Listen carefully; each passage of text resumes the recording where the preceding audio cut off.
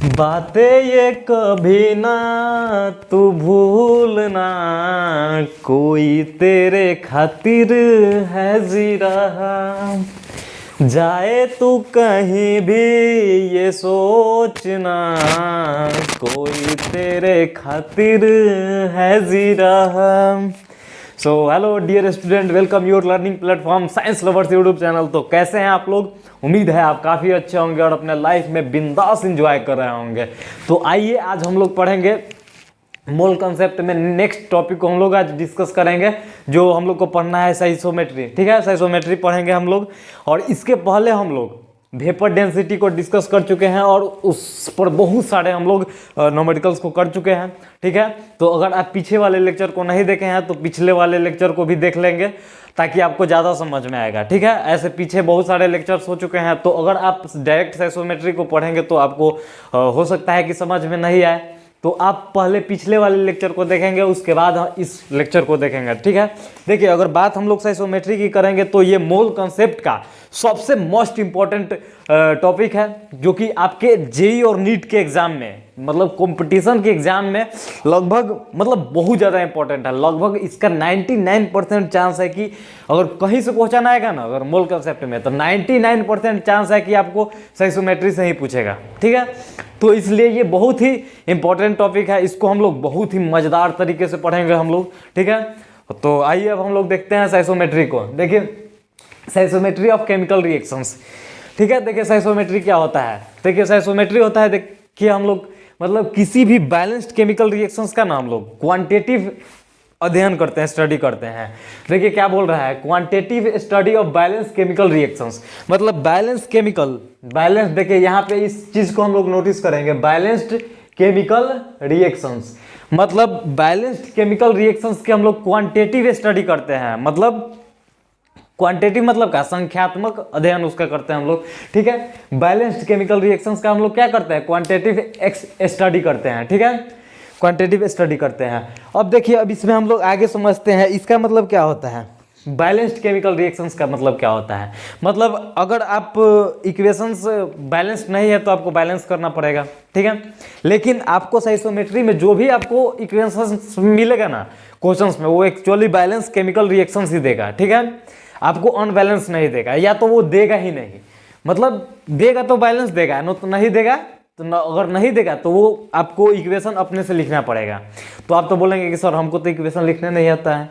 देखिए इक्वेशन लिखने तभी आएगा जब आप इनऑर्गेनिक केमिस्ट्री पढ़ेंगे। ठीक है, तो इनऑर्गेनिक केमिस्ट्री अपने से कुछ पढ़ लेंगे तो आप लिख सकते हैं, वरना हम जो भी क्वेश्चन कराएंगे उसमें आपको इक्वेशन बैलेंस इक्वेशंस देंगे। ठीक है, और या तो आप कुछ कुछ इंपॉर्टेंस इक्वेशंस को रट सकते हैं। ठीक है, तो ये हो गया आपकी बात इक्वेशंस की।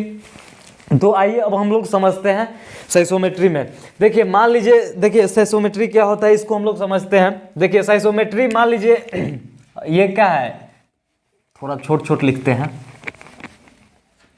ये देखिए 2 गो नाइट्रोजन एटम, 3 मतलब 2 एटम नाइट्रोजन, 6 एटम हाइड्रोजन के साथ। देखिए 2 एटम नाइट्रोजन 6 एटम हाइड्रोजन से मिलके क्या बनाएगा। देखिए ये क्या करेगा, देखिए एक्चुअली साइसोमेट्री में क्या होता है कि जो एटॉमिक, मतलब इसको हम क्या बोलते हैं, एटॉमिक रीअरेंजमेंट होता है। मतलब क्या होता है, मतलब केमिकल रिएक्शंस में एटॉमिक रीअरेंजमेंट होता है। एटॉमिक रीअरेंजमेंट का मतलब क्या होता है, इस चीज को देखिए अब हम लोग समझते हैं कि एटॉमिक रीअरेंजमेंट क्या होता है। जैसे देखिए 2 गो नाइट्रोजन एटम 6 गो हाइड्रोजन एटम मिलके 2 गो अमोनिया बनाएगा। ठीक है, 2 एटम अमोनिया बनाएगा। तो देखिए यहाँ से एक N नाइट्रोजन निकल गया। ठीक है, और एक यहाँ से नाइट्रोजन हो गया आपका। ठीक है, ये क्या करेगा, 3 गो हाइड्रोजन को ले लेगा। ठीक है, यहाँ से 3 हाइड्रोजन ले लिया। ठीक है, यहाँ से भी 3 हाइड्रोजन हो गया। ये दोनों मिलके क्या बना लिया, अमोनिया बना लिया। अमोनिया बना लिया मतलब 2 एटम नाइट्रोजन मिलके, 2 एटम नाइट्रोजन और 6 एटम हाइड्रोजन मिलके 2 एटम क्या बना लिया, 2 एटम अमोनिया बना लिया। ठीक है, तो इसको अगर हम लोग सिंपलेस्ट फॉर्म में देखिए, ऐसे एक्चुअली इसको हम लोग लिख देते हैं। देखिए ये क्या है, दो एटम क्या है, ये नाइट्रोजन है, ये 6 एटम हाइड्रोजन है। ठीक है, और ये क्या है, ये है आपका एक एटम आपका नाइट्रोजन है, एक एटम।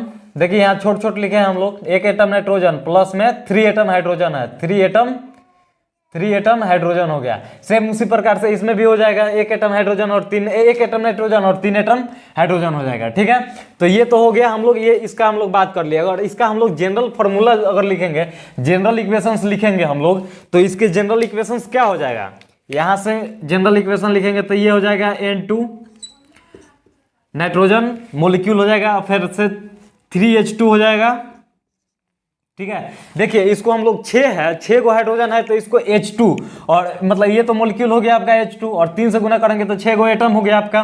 ठीक है, अब देखिए ये रिएक्ट करके क्या बनाएगा, NH3 एक अमोनिया है, लेकिन यहाँ पे ये दोनों मिलके कितना अमोनिया हो जाएगा, 2 अमोनिया हो जाएगा, यानी 2 से इसमें गुना हो जाएगा।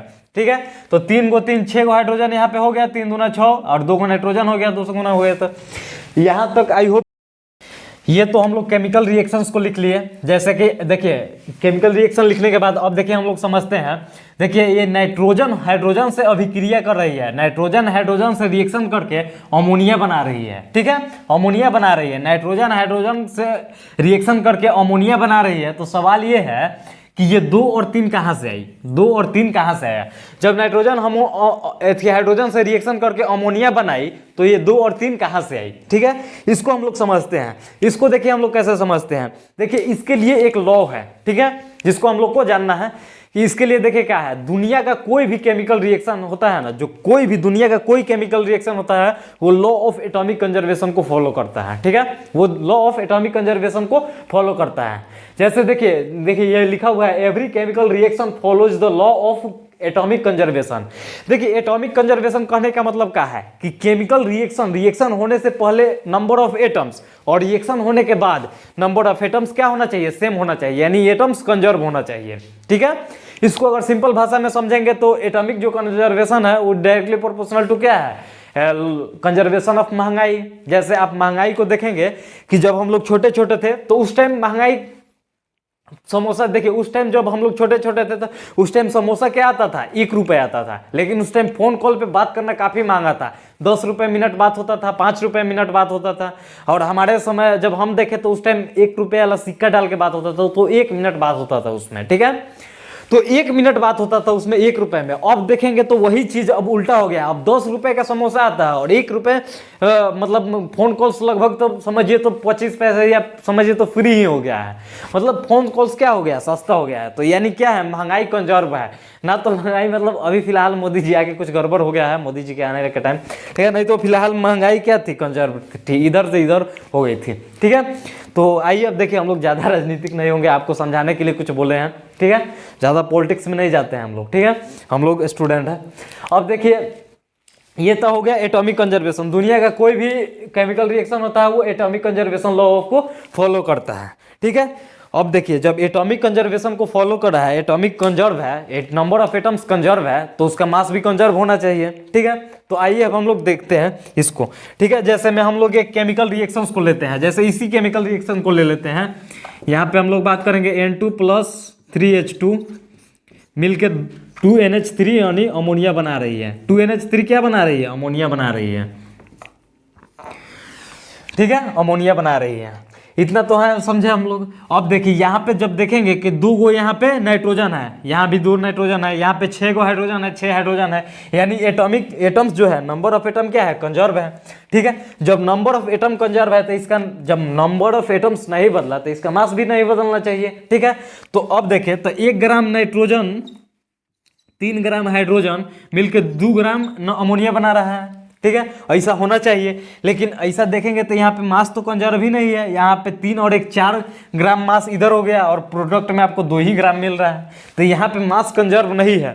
ठीक है, यहाँ पे मास कंजर्व नहीं है। तो अब देखिए अब इसको हम लोग क्या करेंगे। ठीक है, देखिए हम लोग इसको देखिए यहाँ पे हम लोग जब देख रहे हैं कि ये एक मोलिक्यूल क्या है, एक मोलिक्यूल नाइट्रोजन है, ठीक है, दो गो एटम नाइट्रोजन है, लेकिन मोलिक्यूल क्या होता है, एटम से मिलके बनता है, यानी ये एक मोलिक्यूल है।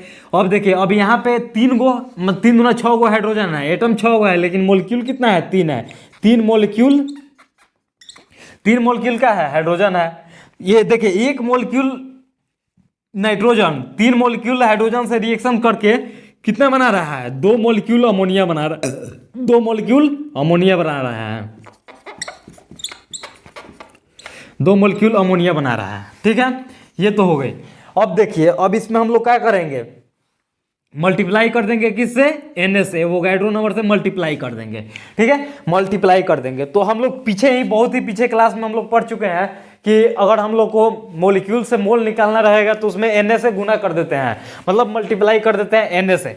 तो अब देखिए, इस टोटल जब हम लोग गुना कर देंगे तो ये क्या हो जाएगा, Na मोलिक्यूल हो जाएगा, ये 3Na मोलिक्यूल हो जाएगा, ये 2Na मोलिक्यूल हो जाएगा। ठीक है, 2Na मोलिक्यूल हो जाएगा। और जहाँ Na स्पेसिस मिलता है, जहाँ पे हम लोग Na स्पेसिस मिलता है, उसको हम लोग क्या बोलते हैं, मोल बोलते हैं। ये तो हम लोग पहले ही पढ़ चुके हैं कि जिसमें Na से मल्टीप्लाई, जिस मोलिक्यूल में अगर एवोगाड्रो नंबर से मल्टीप्लाई हो जाता है तो वो मोल हो जाता है। ठीक है, तो ये Na मोलिक्यूल है, तो इसको हम लोग क्या लिख सकते हैं, ये एक मतलब एक Na मोलिक्यूल है, तो इसको 1 मोल लिख सकते हैं। ठीक है, अब देखिए, ये 3Na मोलिक्यूल है, तो इसको 3 मोल भी लिख सकते हैं, कोई दिक्कत तो नहीं है, कोई दिक्कत नहीं है। अब देखिए, ये 2Na मोलिक्यूल है, ये तो इसको 2 मोल अमोनिया हो गया, ये 2 मोल भी इसको लिख सकते हैं। तो ये हम लोग का जो रिलेशन आया, मतलब क्या आया कि 1 मोल जो है, 1 मोल नाइट्रोजन 3 मोल अमोनिया से रिएक्शन करके क्या बना रहा है, 2 मोल 1 मोल नाइट्रोजन 3 मोल हाइड्रोजन से रिएक्शन करके 2 मोल अमोनिया बना रहा है। ठीक है, ये हम लोग के बीच रिलेशन आया। ठीक है, इस रिलेशन को बोलते हैं हम लोग क्या, मोल मोल रिलेशनशिप। ठीक है, मोल मोल रिलेशनशिप, मोल मोल संबंध, मतलब उस संबंध की बात नहीं कर रहे हैं, उस रिलेशनशिप की बात नहीं कर रहे हैं जिसको हम लोग बायो में लिखते हैं लिव इन रिलेशनशिप। ठीक है, ऐसे तो हम रिलेशनशिप के लायक ही नहीं है। ठीक है, तो ये हो गया हम लोग का मोल मोल रिलेशनशिप। अब देखिए, जब ये अब तो हम लोग मोल मोल रिलेशनशिप निकाल लिए।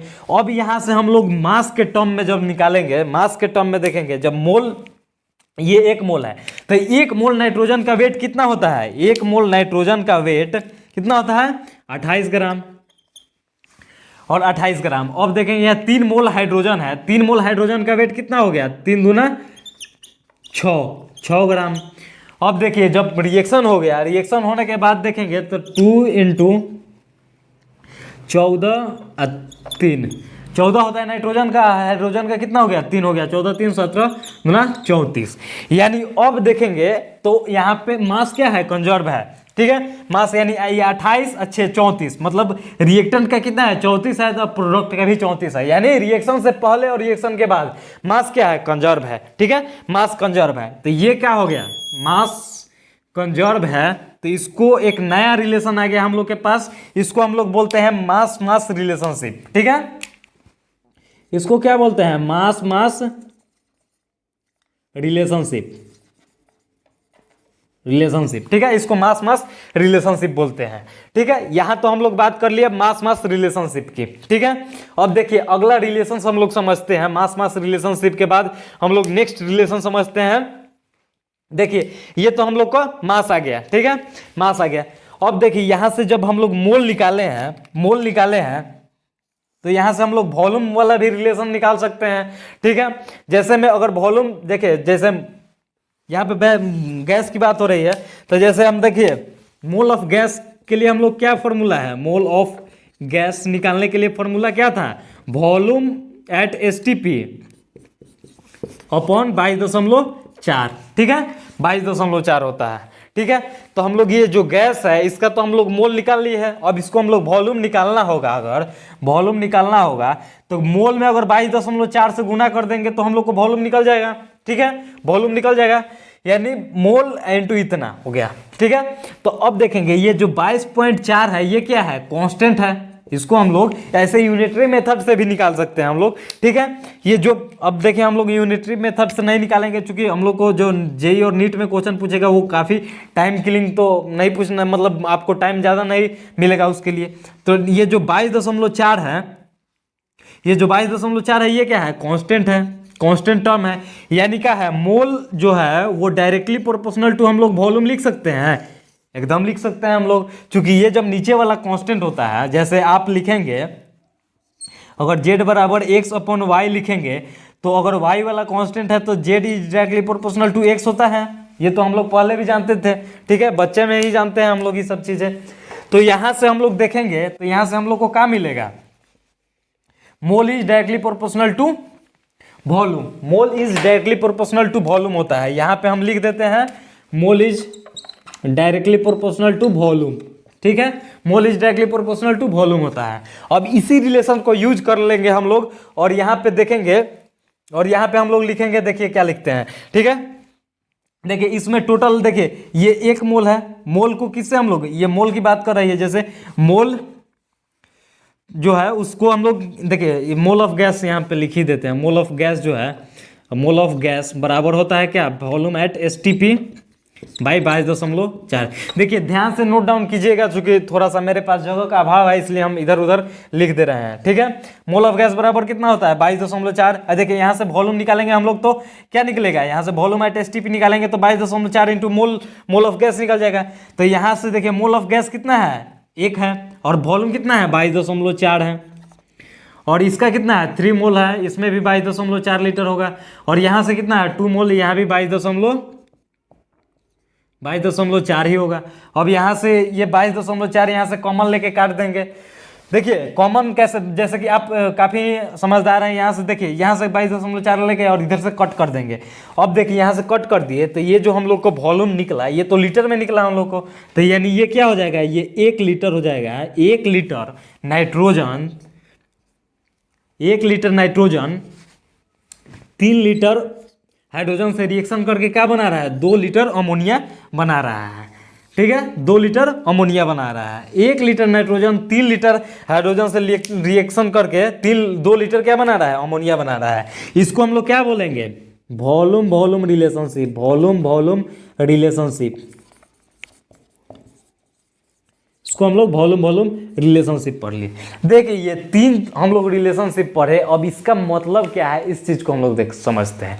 देखिए पहले ही समझ लेते हैं कि साइसोमेट्री क्या होता है। देखिए साइसोमेट्री जो होता है ना, ये एक ग्रीक वर्ड है, ठीक है, ग्रीक वर्ड है, और इससे हम लोग मतलब इसका मतलब क्या होता है कि हम लोग किसी भी एलिमेंट का हम लोग मेजर करते हैं, किसी भी एलिमेंट का मेजरमेंट करते हैं इससे, ठीक है, साइसोमेट्री से, ठीक है। अब देखिए अब इस तीनों रिलेशंस का यूज करके, मतलब तीनों रिलेशंस का नहीं, मतलब कोई रिलेशन का यूज करके हम लोग अगर रिएक्टेंट का अगर नंबर ऑफ मोल्स दिया रहेगा तो प्रोडक्ट का मोल्स निकाल लेंगे, अगर प्रोडक्ट का मोल्स दिया रहेगा तो रिएक्टेंट का निकाल लेंगे। वैसा ही अगर वेट आपको रिएक्टेंट का दिया रहेगा तो प्रोडक्ट का निकाल लेंगे, प्रोडक्ट का दिया रहेगा तो रिएक्टेंट का निकाल लेंगे।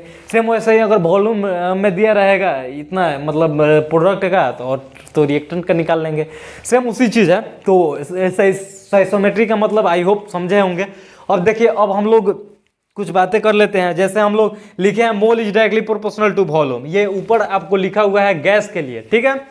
ये जो अप्लीकेबल होता है mole is directly proportional to volume, ये केवल और केवल गैस के लिए अप्लीकेबल होता है। आप सॉलिड और लिक्विड में इसको नहीं यूज कर सकते हैं, क्योंकि वहां पे मोल्स निकालने के लिए फॉर्मूला ही अलग होता है, वेट अपॉन मोलिक्यूलर वेट होता है, तो वहां पे आप इसको यूज नहीं करेंगे। ये केवल और केवल किसके लिए अप्लीकेबल होता है, गैस के लिए अप्लीकेबल होता है। तो आई होप इसको समझ गए होंगे। अब देखिए अब यहां से हम लोग एक एग्जाम्पल लेते हैं, ठीक है।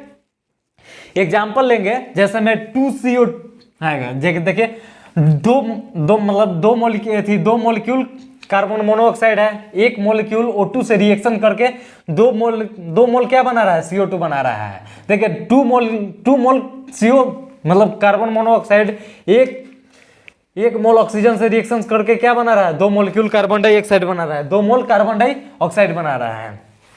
अब देखिए हम लोग यही तीनों रिलेशंस को यूज करेंगे और देखेंगे कि ये मतलब सही है या नहीं है, ठीक है। तो आइए हम लोग देखते हैं इसको, ठीक है। अब देखिए ये क्या है, अगर मोल वाले रिलेशंस को फॉलो करेंगे तो देखिए ये 2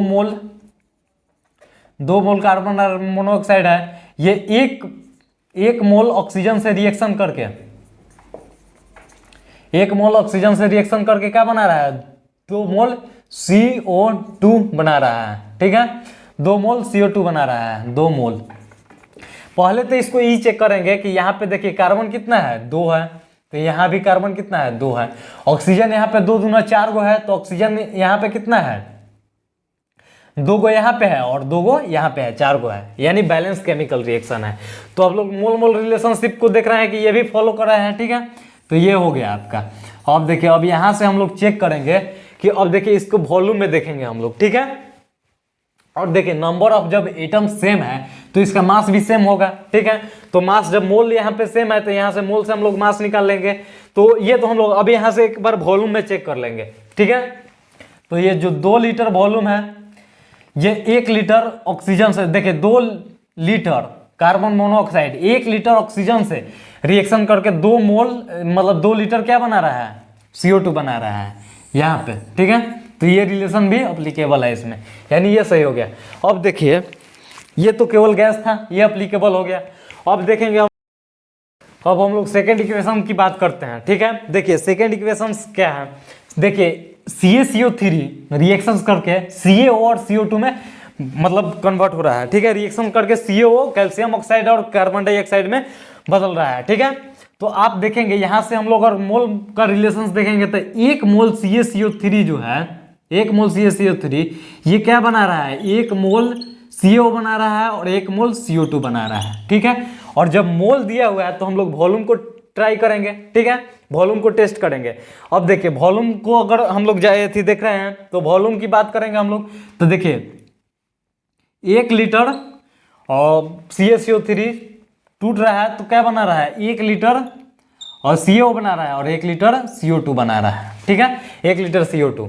तो यहाँ पे देखिए, यहाँ पे जो है वॉल्यूम रिलेशनशिप, ये तो हम लोग को अप्लीकेबल ही नहीं हो रहा है, क्योंकि देखिए यहाँ पे जो है ये सॉलिड दिया हुआ है, तो यहाँ पे वॉल्यूम जो है रिलेशनशिप अप्लीकेबल ही नहीं हो रहा है, यानी कि ये क्या हो गया, गलत हो गया। ठीक है, तो आई होप इतना समझे होंगे। अब देखिए हम लोग एक क्वेश्चन की बात करेंगे। देखिए ज़्यादा से ज़्यादा आपको ना क्वेश्चंस जब प्रैक्टिस करेंगे तो आपको ज़्यादा चीज़ें क्लियर होगी। ये साइसोमेट्री थोड़ा सा टफ है, लेकिन आप काफ़ी अच्छे से समझ जाएंगे इसको। ठीक है, देखिए यहाँ से हम लोग एक क्वेश्चन को लेते हैं। देखिए क्या बोल रहा है question, the stoichiometry of reaction 2H2 plus O2 react करके 2H2 वो गैस बना रही है। ठीक है, गैस बना रही है, तो हम लोग को दिखाना है सोच दैट अस, मतलब सोच अस दैट, मतलब बताना है कि कौन सा इसमें हम लोग का ऑप्शन जो है वो सही है। ठीक है, कौन ऑप्शन सही दिया हुआ है, तो हम लोग इसको देखते हैं। देखिए ये क्या है, ये 2 मोल जो है ये क्या है, गैस है, ये भी गैस है, और ये क्या है, लिक्विड है। गैस लिक्विड है और ये लिक्विड है। अब देखिए, अब यहाँ से अगर हम लोग बात कर रहे हैं इसका, तब देखिए 2 ग्राम जो है हाइड्रोजन 1 ग्राम ऑक्सीजन से रिएक्शन करके 2 ग्राम जल कैसे बना लेगा भाई। अब देखिए यहाँ पे तो 2 ग्राम है और ये 1 ग्राम है, तो ये मिलके कितना हो गया, 3 ग्राम, और 2 ग्राम जल बना रहा है, H2O 2 ही ग्राम बना रहा है।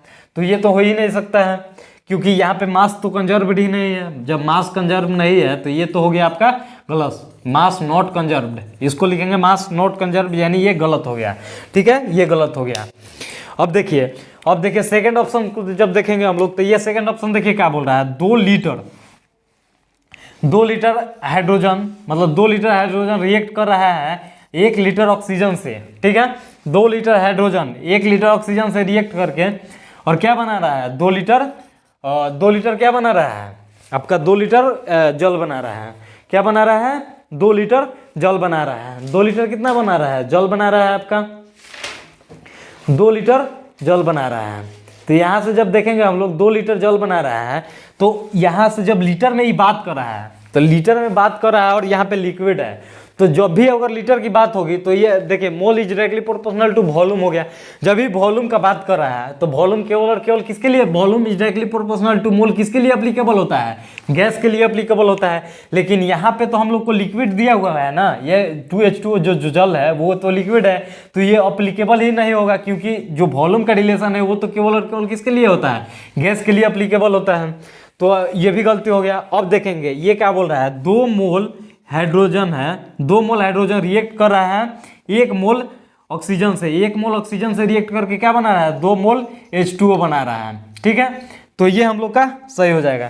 ठीक है, तो आई होप आप इसको समझे होंगे। और अब देखिए, अब हम लोग नेक्स्ट जो आगे न्यूमेरिकल्स कर रहे हैं हम लोग, इससे आपको ज़्यादा से ज़्यादा कन्फ्यूजन जो इसमें क्रिएट हो रहा होगा वो आपको समझ में आएगा। देखिए साइसोमेट्री थोड़ा सा डिफिकल्ट तो है, लेकिन आपको समझ आ जाएगा जैसे जैसे आप न्यूमेरिकल करेंगे और जितना आप ज़्यादा न्यूमेरिकल करेंगे। तो आइए अब हम लोग नेक्स्ट स्लाइड में हम लोग न्यूमेरिकल्स को करते हैं। ठीक है, तो आप इसको पहले राइट डाउन कर लीजिए। ठीक है, पहले वीडियो को पॉज करके आप उसके बाद इसको राइट डाउन कर लीजिए, उसके बाद हम लोग नेक्स्ट आगे बढ़ते हैं इसको।